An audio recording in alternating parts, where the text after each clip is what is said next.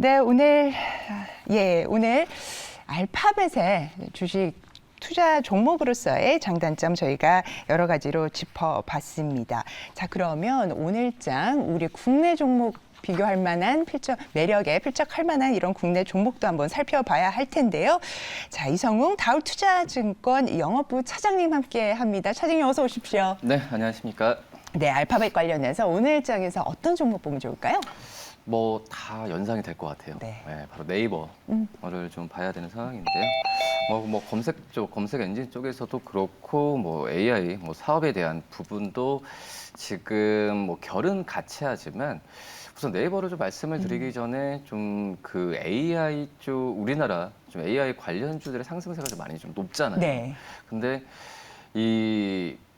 그 해외 쪽에서 AI 기업들과 그리고 우리나라 AI 기업들의 어떤 밸류를 같이 매기는 거는 좀 한계가 있는 건 사실이거든요. 네. 왜냐하면은 이 미국 쪽의 AI 같은 경우는 영어 서비스고 우리나라 지금 이제 네이버도 또 말씀을 드리지만은 AI 같은 경우 한국 서비스 위주이기 때문에 뭐 시장 자체가 틀려요. 뭐 그렇기 때문에 이 AI 관련주들이 지금 뭐 상승세 그리고 분위기가 최근에 좀 좋은 상황이지만 제가 본다고 하더라도 어떤 밸류를 같이 매기는 건 좀 한계가 있다라고 좀 생각이 되고 있고 그나마 좀 AI 쪽에서의 그 어떤 대기업과 협업을 하는 그런 AI 솔루션 기업들 아니면은 이 네이버 같은 AI 대기업에 대한 이 관심을 오히려 가지는 게 낫지 않을까 판단되고 있고요.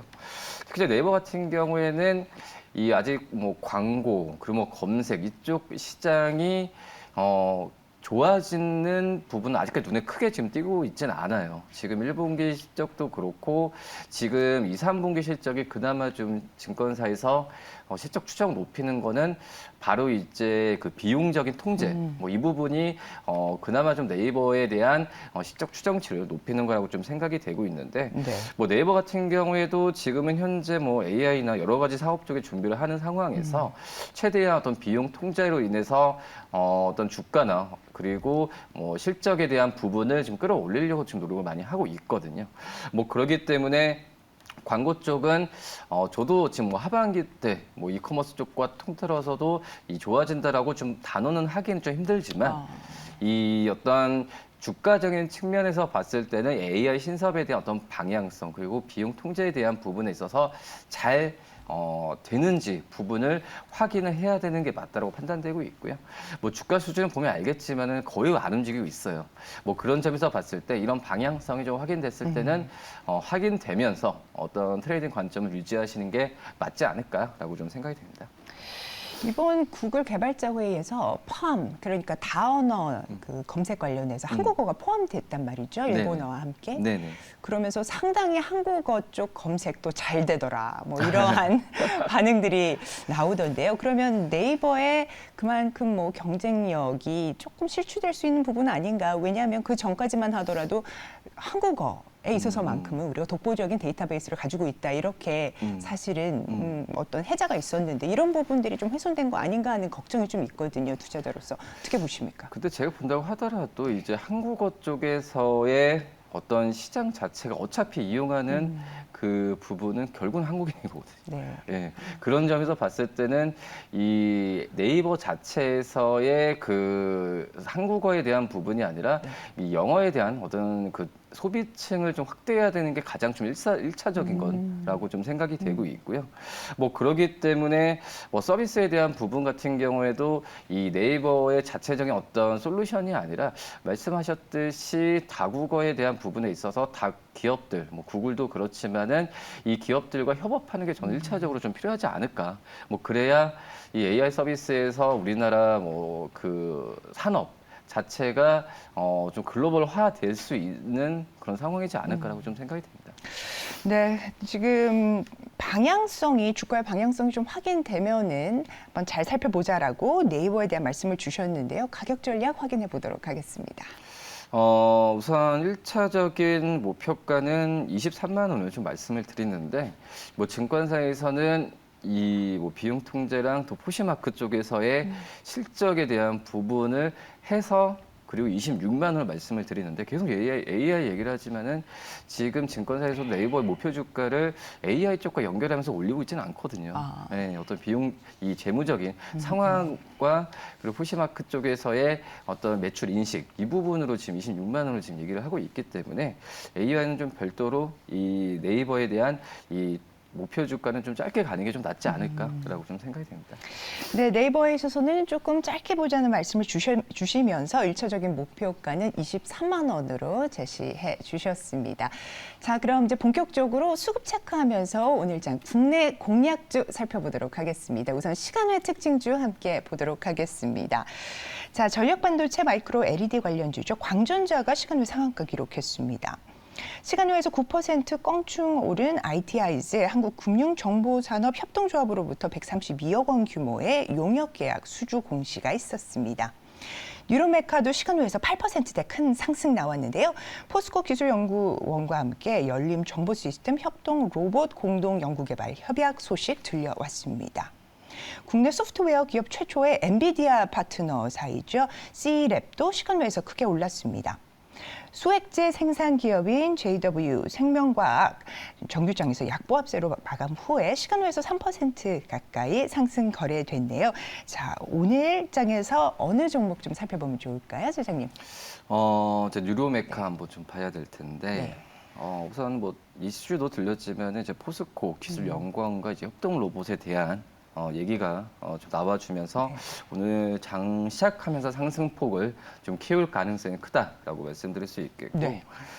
뭐 이제 협동 로봇이라고 한다면은 이 일반 산업 로봇이랑 틀리잖아요.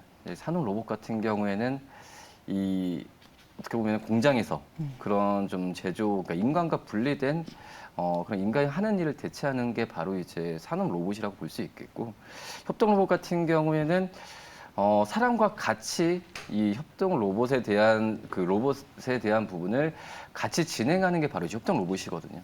그렇기 때문에 아직까지는 이제 협동 로봇에 대한 어떤 산업적인 면에서는 이제 시작 단계다라고 좀 생각이 되고 있고, 그 안에서 뉴로메카 같은 경우에는 이 뭐 솔루션, 그러니까 지금 협동 로봇뿐만 전에부터 어떤 부품이나 이런 제작에 대한 솔루션에 대한 기술력을 가지고 있는 게 바로 이제 뉴로메카라고 좀 볼 수 있겠고요. 뭐 그러기 때문에 이쪽 시장, 협동 로봇 시장이 열렸을 때 어떤 가장 큰 수혜 기호로 꼽히는 게 바로 이제 그 뉴로메카라고 좀 생각이 되고 네. 있고, 또 지금 현재는 이제 어떻게 보면 이제 협동 로봇이나 여러 가지 부분보다도 로봇 산업 자체가 지금 그 성장성은 굉장히 좀 무궁무진하죠. 그 이유 중에 하나가 로봇에 대한 그 어떤 유용성보다도 지금 현재 그 로봇을 이용한 산업군들의 여러 산업, 뭐 의료용도 그렇고 여러 농업용도 그렇고 산업에 대한 스펙트럼, 진출한 스펙트럼이 굉장히 좀 넓거든요. 그런 점에서 봤을 땐 로봇 시장의 개와 함께 뭐 추혜주로 꼽히는 게 바로 이제 뉴로메카라고 볼 수 있겠고요. 지금 현재는 이 어떤 그 가까이 좀 우리 생활과 밀접한 게 지금 대기업들과 함께 조리용 쪽에서의 로봇에 대한 수출이나 이 수주가 국내 수주가 굉장히 좀 잘 이루어지고 있거든요. 네.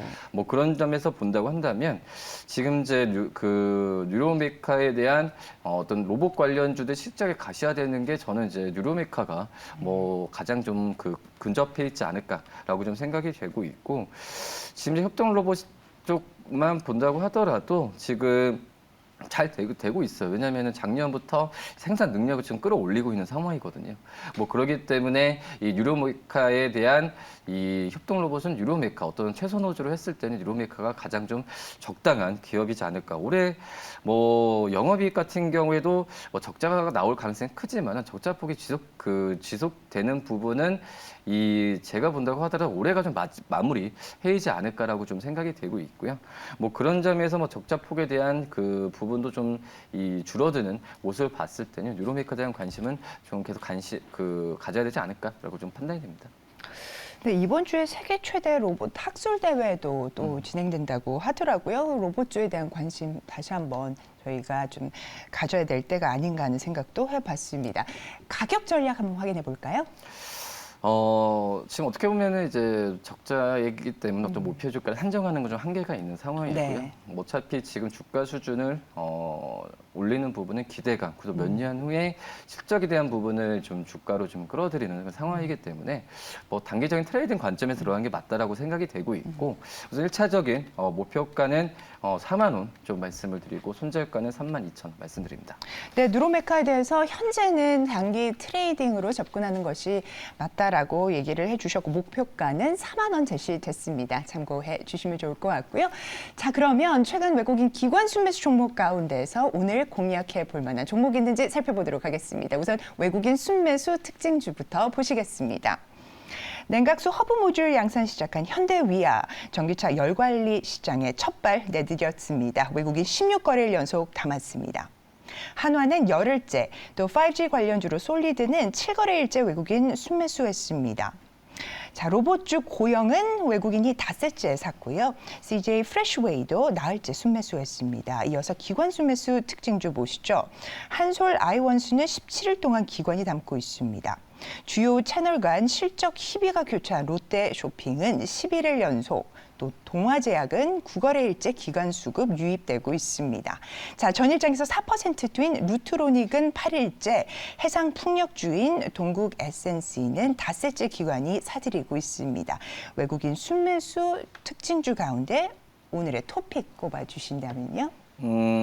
솔리드 한번 좀 말씀을 드릴 텐데 네네. 1분기 수도 괜찮았어요. 근데 원래 이 통신 장비 업체들이 1분기 때가 좀 비수기거든요. 비수기, 예. 네, 근데 뭐 우리나라 쪽에 대한 뭐 5G, 뭐 랜선이나 이쪽에서의 그 어떤 매출은 좀 한계가 있는 건 사실이고요.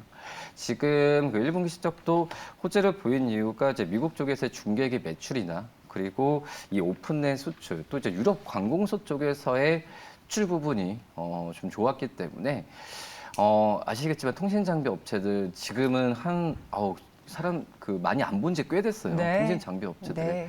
근데 이제 이 통신 장비 업체들은 이제 어떻게 보면은 이 부분은 이제 숙제이지만은 또 이제 1분기 시작 때 확인된 것처럼 이 해외 쪽에서의 진출에 대한 부분에 있어서 매출 구조를 수출 부분을 더 높여야 되는 게 뭐 숙제이자 어떻게 보면 기회일 수가 있거든요. 네. 뭐 그런 점에서 봤을 때는 이 솔리드 뭐 대표적인 어떤 통신, 어떤 그 중계기 업체로서 본다고 하더라도 이 지금 그런 말씀드렸던 사항에 있어서 외국인들이 좀 관심을 많이 갖고 있지 않을까라고 좀 생각이 되고 있고요. 지금 현재 본다고 하더라도 지금 미국 쪽에서의 DAS 그 수출이 좀 호재를 나타내고 있는데 뭐 중요한 부분 같은 경우가 그 전에 나타냈던 부분이고 유럽 쪽에서의 공기업 위주로 매출이 시작됐다는 점에서 네. 이 부분이 좀 그 미국 쪽에서의 그러니까 우리나라 통신장비 업체들이 그 전에는 이제 북미 쪽 아니면은 뭐 신흥시장 쪽에서의 어떤 인프라 구축에서만 얘기됐다가 유럽 쪽에서의 어떤 공기업에서의 매출이 발생했다는 네. 점이 저는 굉장히 좀 의미가 있다라고 좀 생각이 되고 있고요. 뭐 그렇기 때문에 더 5G 쪽에서는 이제 그 뭐 전 세계적으로 또 이제 구축이 된다는 점에서 뭐 통신기계 업체들, 솔리뿐만 아니라 통신기계 업체들도 다시 한번 좀 관심을 가져야 될 때이지 않을까라고 좀 생각이 되고 있고요. 근데 참 아시겠지만은 주가가 거의 안 움직여요. 좀 안 움직이는 상황으로 좀 가고 있거든요. 뭐 그러기 때문에 항상 이제 몇 년 동안 계속 이제 저평가를 지금 받고 이 통신기계 업체들이 이 PER을 한 30배 정도가 좀 받고 있는데 그래도 이제 주가가 안 올라가는 상태에서 말씀드렸던 해외 쪽에서 매출이 발생한다면은 PER 수준을 봤을 때도 30배 가까이 받아도 충분하거든요. 네. 뭐 그러기 때문에 이 솔리드 한번 저가 매수 관점에서 지금 들어가셔도 한번 좀 나쁘지 않다라고 좀 생각이 되고 있습니다. 네, 뭔가 이 주가 붐업을 시킬 수 있는 모멘텀을 좀 기대를 해보고 있는데요. 가격 전략 확인해 보겠습니다. 우선 1차적 목표 주가는 이제 6,200원을 말씀을 드리지만은 중장기적인 관점에서 가야 되니까 6,200원이 돌파했을 때는 추가적인 매수 관점으로 좀 말씀을 드리도록 하겠고요. 뭐 손절가는 5,200원 말씀드립니다. 네, 솔리드의 1차 목표가 6,200원, 추가 매수의 관점으로 살펴보자고 말씀 주셨습니다. 이어서 기관 순매수 특징주 가운데 토픽 꼽아주시죠. 롯데쇼핑 지금 기관 쪽에서 11일 연속 네. 지금 사고 있는데 우선 지금 여러 가지 면을 본다고 하면은 나쁘다라고 볼 수도 없고 뭐 좋다라고도 볼 수 없는 게 이제 롯데쇼핑의 지금 상황이라고 좀 볼 수 있겠고요. 그나마 지금 중요한 부분이 가장 큰 매출처가 이제 백화점 쪽이거든요. 네. 백화점 쪽에서의 성장성이 당연히 좋았죠. 어떻게 보면 리오픈 효과도 분명히 작년 대비도 분명히 있는 상황이고, 그리고 이제 중요한 부분 이제 그 백화점적인 어떤 가장 큰 매출처가 상승세를 보여주고 있는데, 지금 현재 본다고 하더라도 이제 할인점이나 여러 가지 쪽에서의 백화점 성장률을 지금 높게 나타내주고 있는 현재 상황이거든요. 뭐 그러기 때문에 이 할인점 쪽에서의 어떤 매출 쪽에서의 그 백화점보다도 할인점 쪽에서의 비중이 좀 높아지는 과정도 한번 지켜봐야 되지 않을까라고 좀 생각이 되고 있고, 근데 그리고 가장 중요한 건 이 컬처웍스나 이커머스 쪽. 항상 이제 어떤 적자에 대한 그 롯데쇼핑의 그 실적에 있어서 좀 우려 섞인 부분이었는데, 이 적자 폭이 좀 축소가 좀 되고 있는 상황이거든요. 뭐 그렇기 때문에 이 롯데쇼핑의 여러 사업 부분이 굉장히 좀 많은 상황에서 전체적으로 골고루 좋아지는 모습이 눈에 지금 띄고 있다는 부분에 있어서 네네. 롯데쇼핑 좀 기관이 좀 관심을 갖고 있는 상황에서도 그 매수 관점을 한번 유지해도 괜찮지 않을까라고 좀 생각이 되고 있고, 다만 이제 좀 하이마트 그리고 이제 홈쇼핑 쪽이 실적이 좀 좋아지는 부분이 좀 빨리 좀 회복이 돼야 어떤 롯데쇼핑의 주가에 대한 탄력 부분이 갈 수 있지 않을까라고 좀 판단이 좀 되고 있습니다. 네, 기관에서 11일 연속 순매수하고 있는 롯데쇼핑, 그러면 가격 전략 확인해 보겠습니다. 1차적인 목표가는 좀 88,000원 말씀을 드리고 손절가는 72,000원 말씀드리도록 하겠습니다. 네, 롯데쇼핑이 10%좀 높여 잡아서 목표가를 88,000원에 말씀 주셨습니다. 오늘도 수급 중심으로 전날 시장 흐름 살펴봤습니다. 오늘도 예리하게 시장의 맥을 짚어주신 이성웅 차장님 말씀 대단히 감사합니다.